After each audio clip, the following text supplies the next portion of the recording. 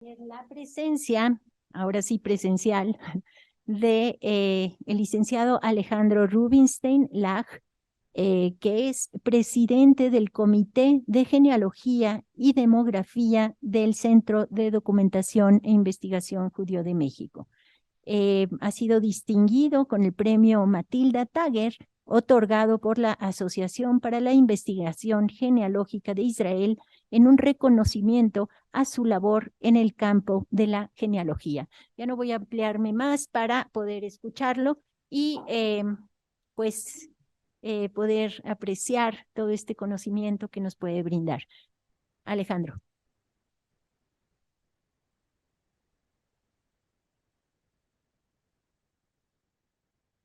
Muchas gracias, buenos días. Traigo muchos nombres, por lo tanto, hacer una presentación está un poco de sobra.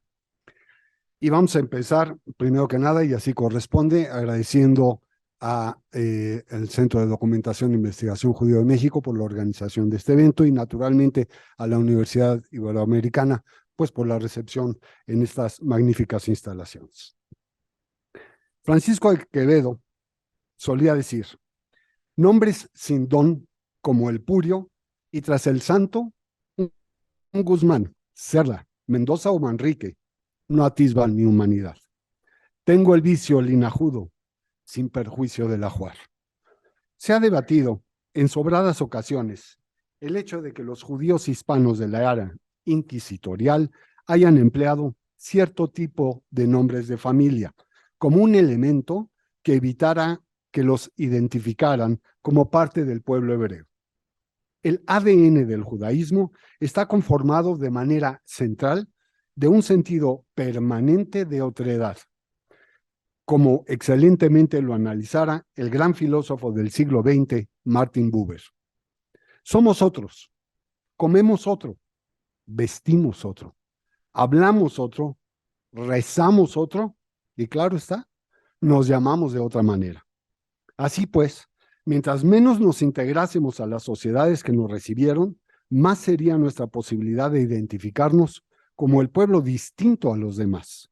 La asimilación es la figura antropológica que irreductiblemente conduce a la integración hacia la mayoría, pero al mismo tiempo a la destrucción de identidades propias al nivel de borrar del mapa cultural, lingüístico, social y onomástico al pueblo integrado con el integrante. Ya en el ámbito hispano, en la Edad Media, los apellidos castellanos se generalizaron hacia el siglo X. Aunque eran conocidos desde tiempo inmemorial, los de la clase de apodos que solían hacer veces de nombre y previamente, desde un siglo o dos antes, los patronímicos de origen griego y de estructura latina. Es en el siglo XI en que empezaron los apellidos del señorío, fáciles de confundir con los de naturaleza o vecindad, que también se empiezan a notar entonces, por lo que se debe atender a las personas que los usaban y otras circunstancias para su debida clasificación. En el siglo XII domina todavía el patronímico, pero en la nobleza suele unirse al apellido señorial y aún al apodo, especialmente entre la clase militar.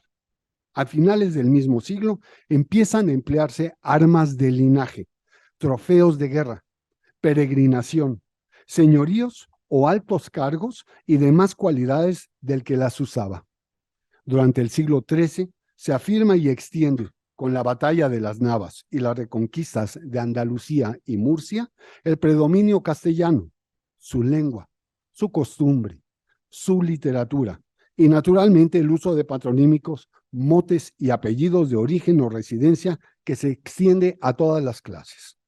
El siglo XIV es el punto de partida más seguro, bien para remontar, bien para descender en la historia de los apellidos.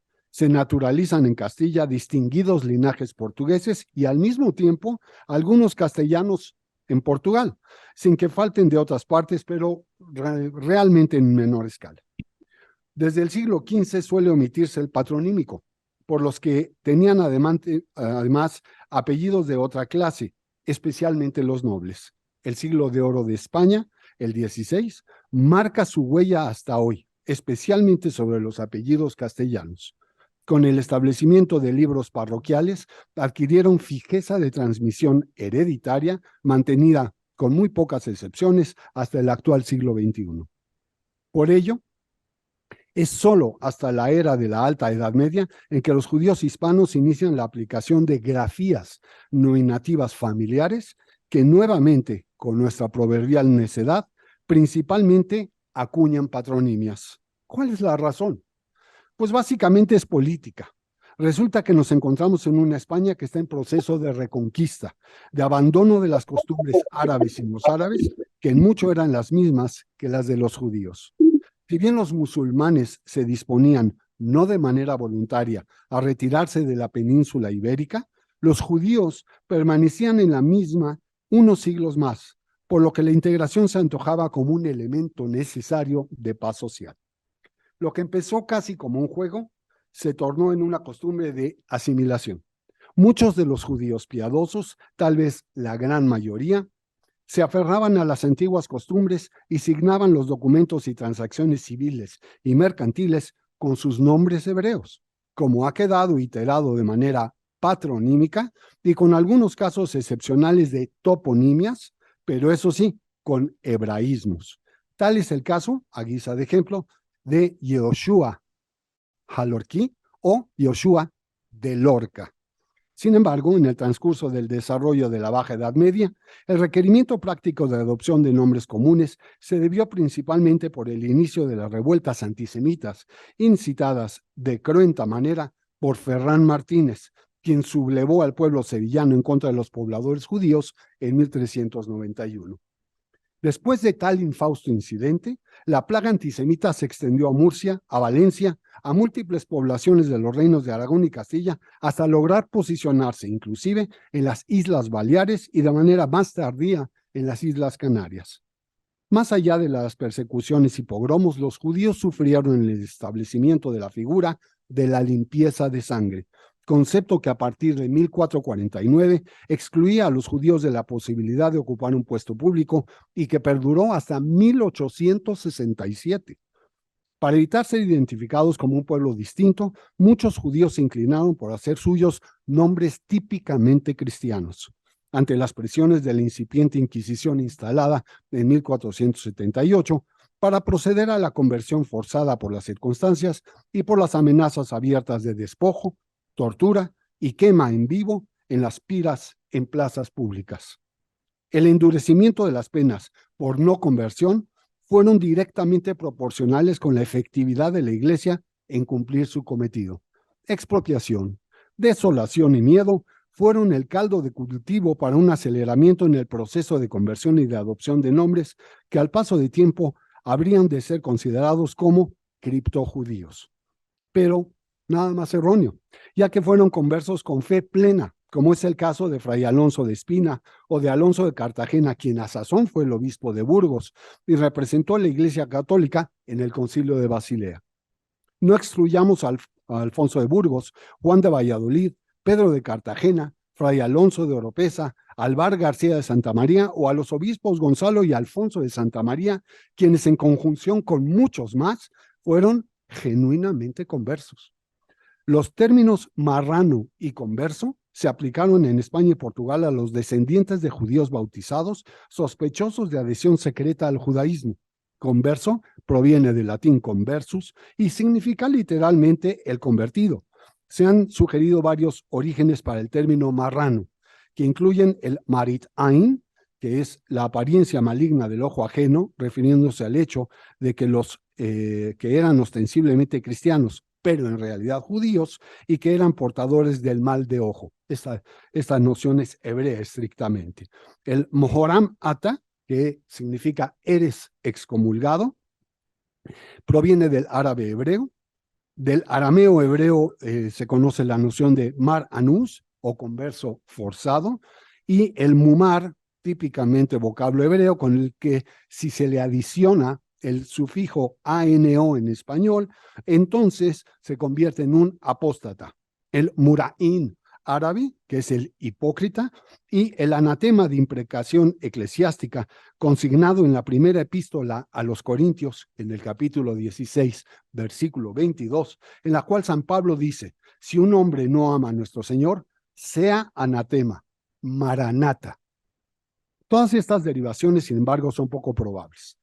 El más posible o probable es el que proviene de la palabra española marrano, que es sinónimo de cerdo, derivado de verres, que en latín no es más que jabalí. Aunque romántico y considerado por los judíos posteriores como una insignia de honor, el término no fue tan ampliamente utilizado, especialmente en los círculos oficiales, como a menudo se cree.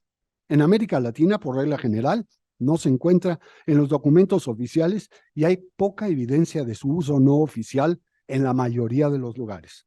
No está claro si los antiguos cristianos solamente o los judíos practicantes en secreto también se llamaban a sí mismos marranos.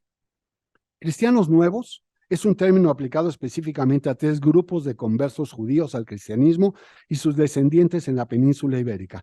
El primer grupo se convirtió a raíz de las masacres en España en 1391 y del fervor proselitismo de las décadas siguientes. El segundo, también en España, fue bautizado tras el decreto de Fernando e Isabel en 1492, expulsando a todos los judíos que se negaron a aceptar el cristianismo.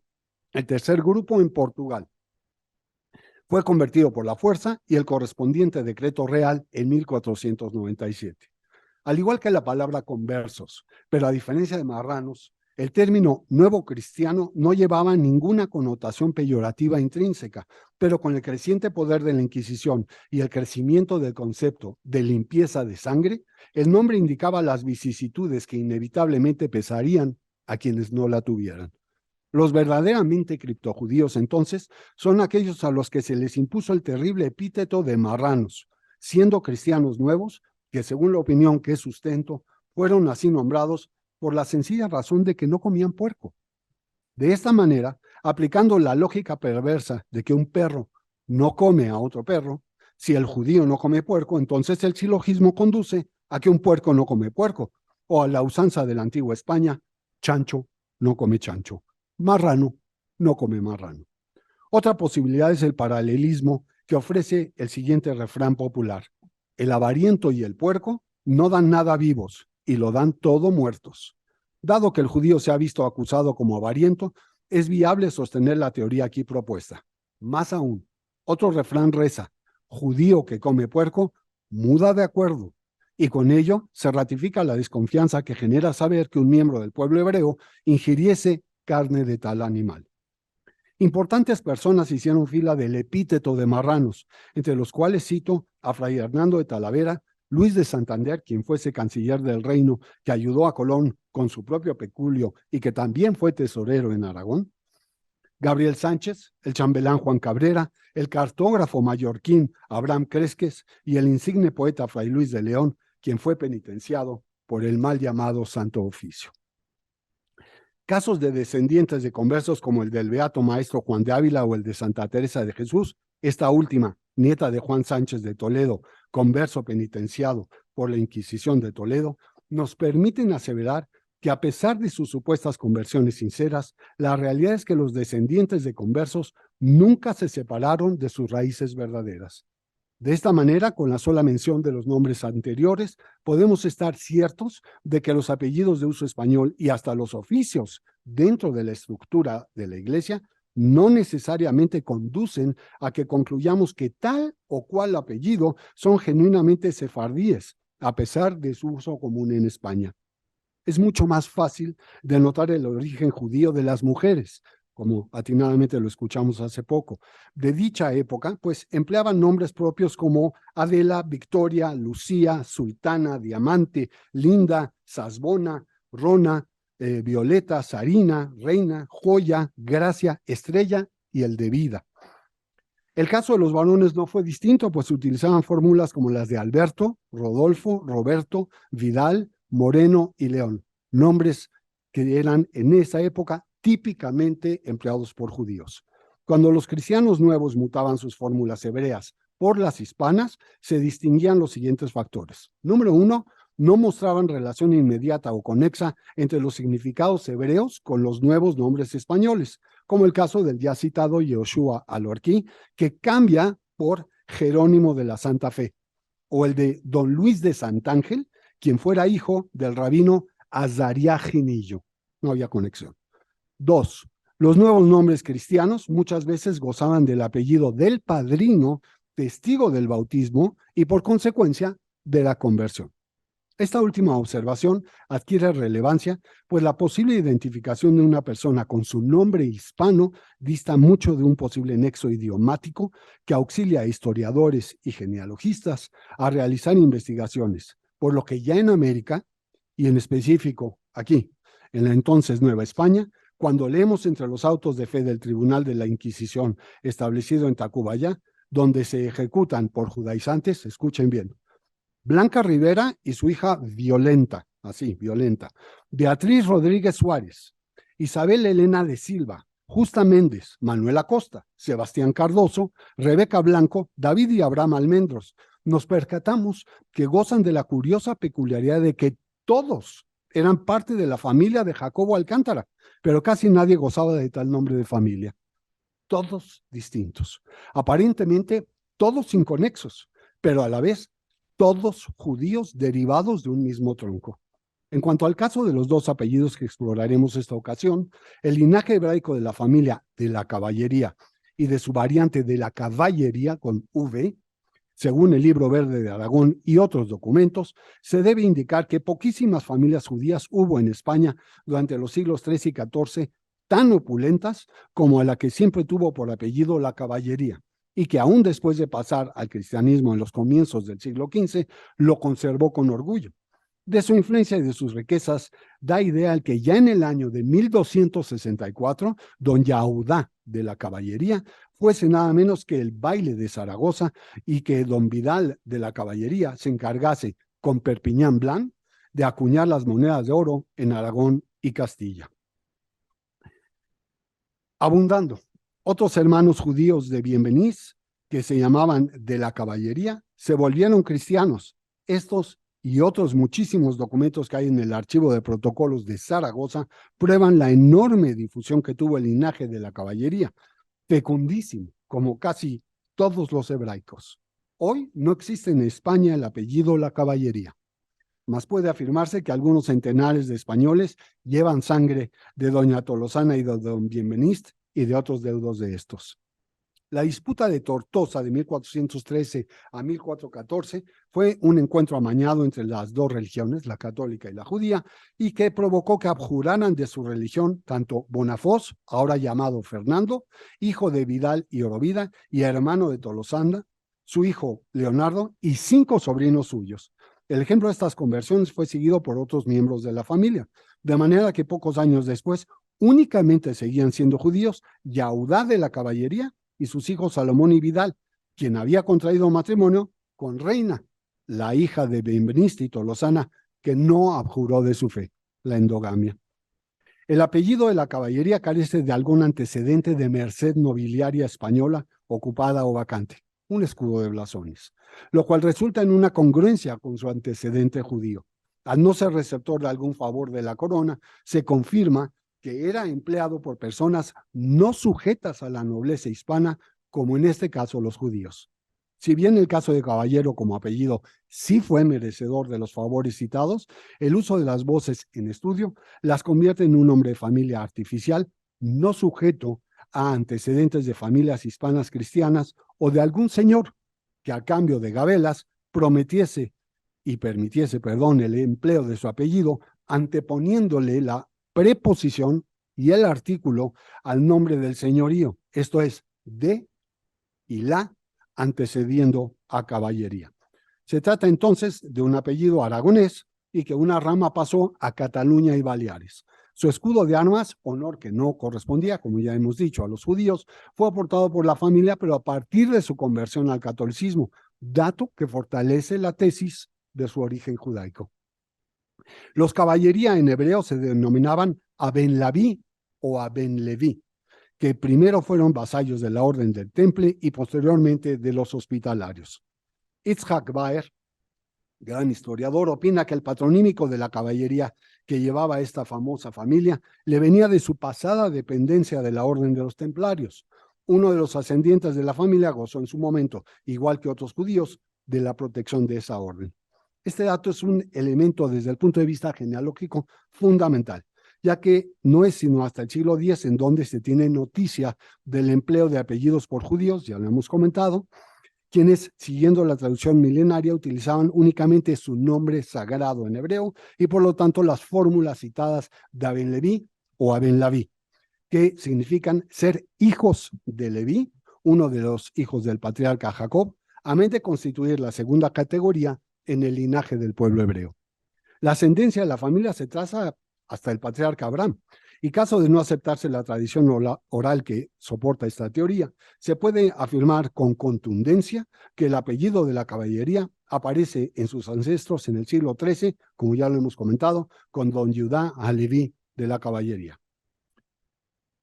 Vamos a apurarnos, entonces vámonos con la familia Arias Dávila, que en 1462 Diego Arias fundaba el mayorazgo de Puñonrostro, muy rico, y nombra heredero a su hijo Pedro, y quien poco después fundaba el Hospital de San Antonio de Segovia, entre muchas otras propiedades. Todo ello no le hace olvidar sus orígenes hebreos, y así cuando alcanza la cima del poder, ostenta el cargo de contador mayor de Enrique IV. ¿Qué es lo que hace entonces a Arias que sea fundamental en cuanto a su apellido judío? Bueno, pues el matrimonio. Las mujeres determinan nuestras vidas. Casó con María de Cota, hija a su vez del tesorero converso Alonso de Cota y nieta del mercader judío Rodrigo de Cota, natural de Toledo. Se enfrentó con Enrique IV y tomó partido. Bueno, son muchísimos los datos que aquí pudiéramos dar. El caso de los Cota, hasta 6 miembros de este linaje figuran de modo repetido en las actas, lo que es un índice de su peso en la vida ciudadana de la época, y de ahí la influencia con los arias. Isaac Baer confirma que el primer acto de los revoltosos fue quemar la casa de uno de los principales arrendadores de impuestos que ya habíamos visto. ¿Y de quién fue esta casa? Ni más ni menos que del converso Alonso Cota. Escuchen los nombres: Juan Martín Cota, Alonso Martínez Cota, Sancho Martín, Rodrigo Cota, Mayor Cota, Diego Martín Cota. La lista es interminable. Todos pasaron a las cárceles de la Inquisición como judaizantes o descendientes de judíos. Muchos fueron inclusive quemados en la pira. Una familia realmente muy implicada en actividades industriales y comerciales. Del apellido Arias no se puede estudiar nada sin hacer referencia a Diego Arias, de quien se dijo en una declaración un testigo que afirmó que Diego Arias se había llamado Isaque Abenazar. Se ha especulado con que se produjo el nombre de dicho nombre judío al de Diego Arias Dávila, al seguir la costumbre de tomar el apellido de los padrinos de bautismo. Por tanto, entrada al cristianismo, que eran una familia de nobles cristianos viejos oriundos de las montañas leonesas. Bueno, pues si los Arias y los Dávila pueden presumir de un escudo de armas, no es posible expresarlo cuando el apellido se torna en compuesto. Arias Dávila, entonces, fue considerado como un apellido de cristianos nuevos o de judíos conversos, y eso automáticamente le excluía la posibilidad de tener un blasón. El apellido Arias es muy, muy conocido. Hay cerca de 500 años que está acreditado su empleo, y se puede reputar que judíos lo portan o lo han portado en Toledo, en la Ciudad de México, en Esmirna, en Río de Janeiro, en Buenos Aires, en Aviñón y en muchísimos otros lugares. Dávila carece de una etimología definitiva. Esta fórmula onomástica aparece en los anales de las inquisiciones de Lima, Lisboa y Madrid. Es tan extendido su uso en el panorama geográfico que también se lo ubica obviamente en Toledo, pero también en Málaga, en Londres, en Bahía, en Espíritu Santo, en Minas Gerais, en Belén, en Ámsterdam y, claro, en Lima. Concluyo con un fragmento del poema escrito por Shlomo Bonafed a Gonzalo de la Caballería. Mas callaré, me contendré y reiré, para que no se burlen los desviados del camino ni los extraviados. Me consuelo con los que mantienen la alianza, y también por tu causa se alegran los afligidos del mundo. Muchas gracias. Buenas tardes. Tenía una pregunta. Cuando dice Santo Oficio de Tacubaya, ¿a qué se refiere? Bueno, que se instaló en Tacubaya el Santo Oficio. El Santo Oficio se instala en América Latina en 3 puntos: en Lima, en Barranquilla y en la Ciudad de México. Estaba instalado en Tacubaya, uno de los tribunales El del Santo. quemadero, Así es. porque el quemadero estaba en San Lázaro, que estaba en Tacuba, pero era el quemadero, digamos, el quemadero de San Lázaro, que era el civil, estaba en la garita de San Lázaro, y el quemadero de la Inquisición estaba donde está estaba la Pinacoteca Virreinal. Por eso le pregunto, ¿qué es, digamos, Que no como es el Tacubaya, obviamente, es el centro. No, no es Tacubaya, Claro. no, es Tacuba. No, claro, claro, claro. Tacuba. Y la otra cosa es que esto de perder los nombres pasa mucho también con los indígenas que reciben nombres de los españoles. Por ejemplo, si uno ve un códice y ve el nombre de Francisca Pimentel o Martín Cortés, uno podría pensar que es un español. Y cuando ves el códice, lo que te das cuenta que es un cacique indígena. Entonces eso pasa muchísimo con los nombres. De pronto se cambian los nombres o se rebautizan con nombres españoles y digamos, se despersonalizan en ese sentido, porque entonces reciben nombres que no tienen nada que ver con su raigambre o con su linaje, y para el historiador es muy difícil rastrear esas, digamos, huellas. Sucede también en eso, y sucede también con la población, por supuesto, afrodescendiente, que tampoco deja como muchas huellas. Muchas gracias. Contrario. Bueno, muchísimas gracias. Silvia, perdón que te interrumpa y les interrumpa. Nos decían que si pueden subir el volumen en general al hablar por el micro, porque claro está que un poco bajo el volumen. Gracias.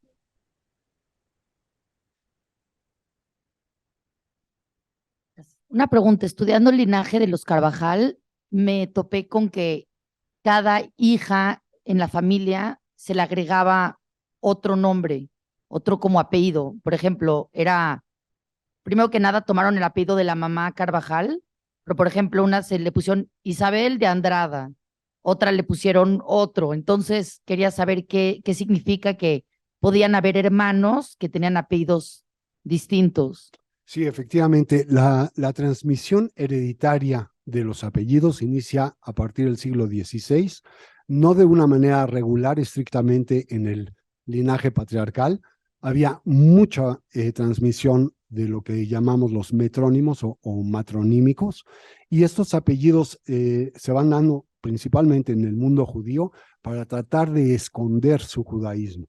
Y esa era una de las mejores maneras, cuando se presentaba el apellido de la madre y que no correspondía a un linaje, a un escudo de blasones que hubiera sido naturalmente de la herencia o de la línea del padre. Es correcto.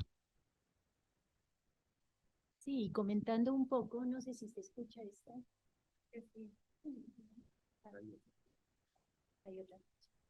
Bueno, comentando un poco esta cuestión que comentas, es muy interesante como el más famoso de los judioconversos, Luis de Carvajal el Mozo, se atrevió a recuperar su nombre judío, ¿no? Es decir, de Luis de Carvajal de pronto devino a Joseph Lombroso, ¿no? Entonces es muy impactante ese asumir su judaísmo y pues esa, digamos, resistencia justamente a esta imposición de la religión, ¿no?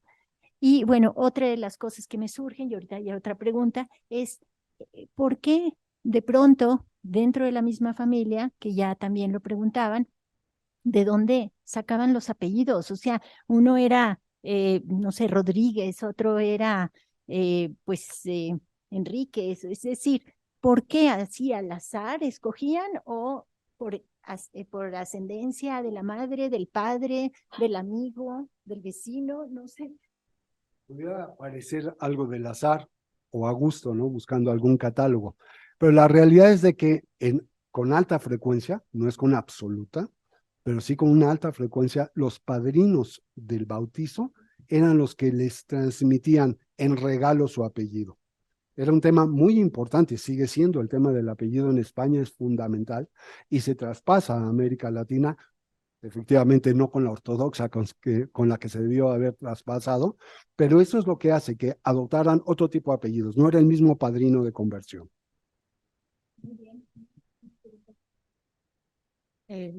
A mí me gustaría saber si este cambio en los apellidos que usaban los padrinos también lo hacían del lado cristiano.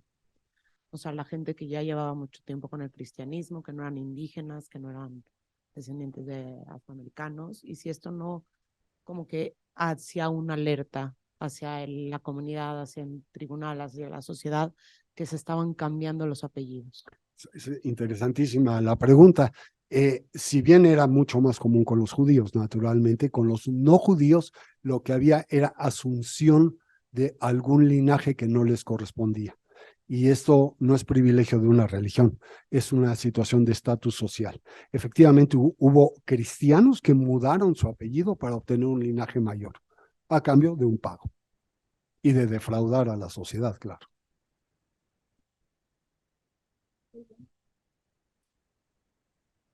Gracias. ¿Qué tal?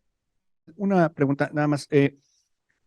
Entonces, la adopción de apellidos, llamemos castellanizados, ¿fue producto de esta situación, digamos, del criptojudaísmo? Es decir, en esta necesidad de tener que adoptar visiblemente el cristianismo mientras se seguía en la práctica personal en el judaísmo, ¿ya se dio como consecuencia de esta situación, por ejemplo, de la persecución, la expulsión, o ya de antemano, aún antes de la persecución que inició a lo mejor o la expulsión de 1492, de por sí ya había la costumbre de tomar un apellido castellanizado en lugar de los apellidos judío, los apellidos hebreos, ¿no? Si es dado por esta circunstancia o ya venía dándose como una práctica antes de. No, ya existe históricamente, y está documentado, el hecho de que Alfonso X el Sabio, en las 7 partidas, hace que los judíos adopten costumbres comunes para integrarse a la sociedad. Una especie de emancipación anticipada. No se logró del todo, pero sí se adoptaron apellidos hispanos mucho antes que esa época.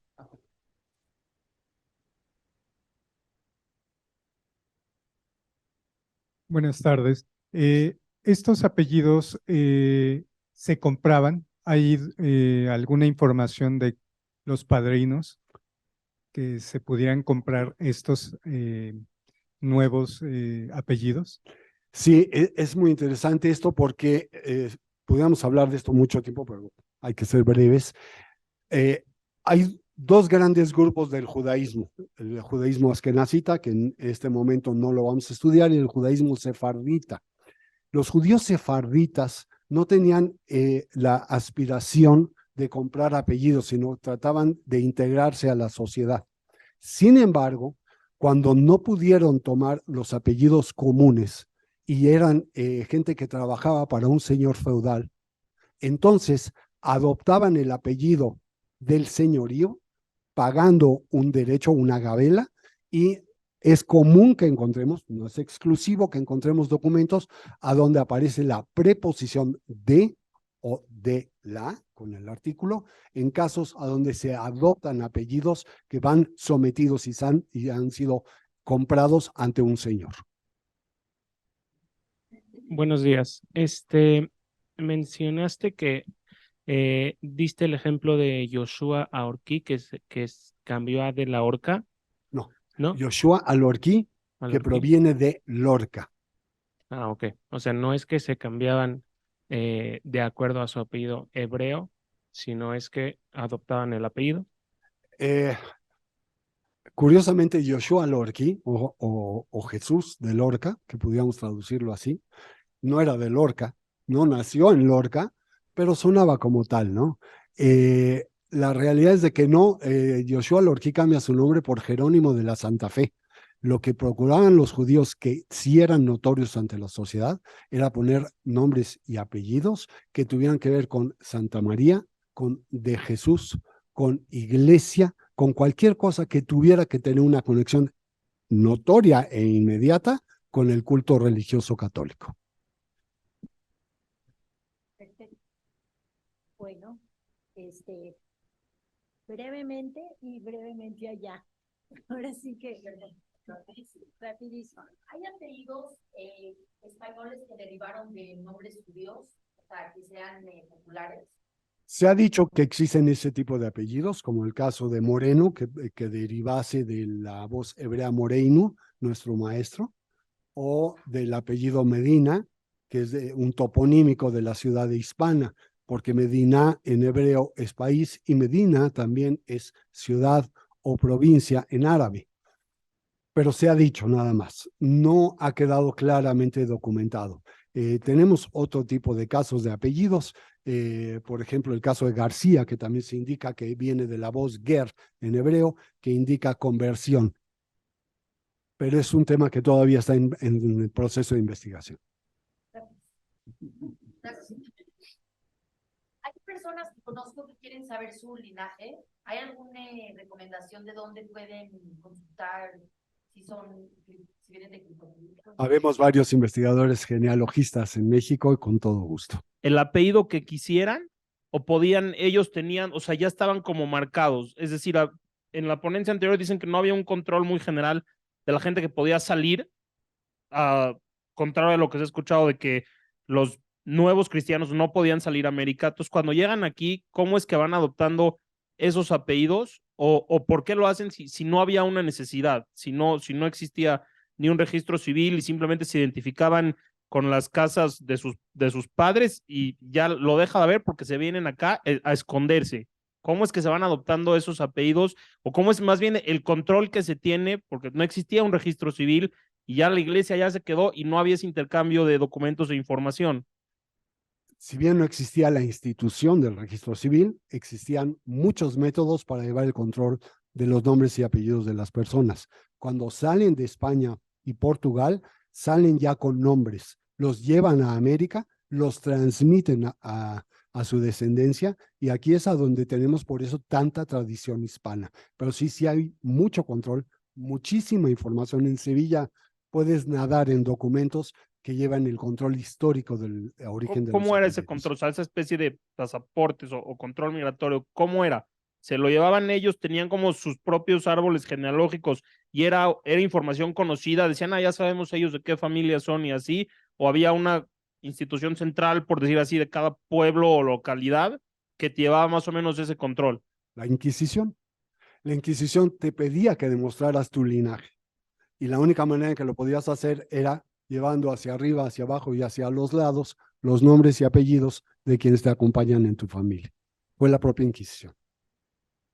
Muchas gracias. Muy bien, pues Alejandro, nos has dado una cátedra. Muchísimas gracias.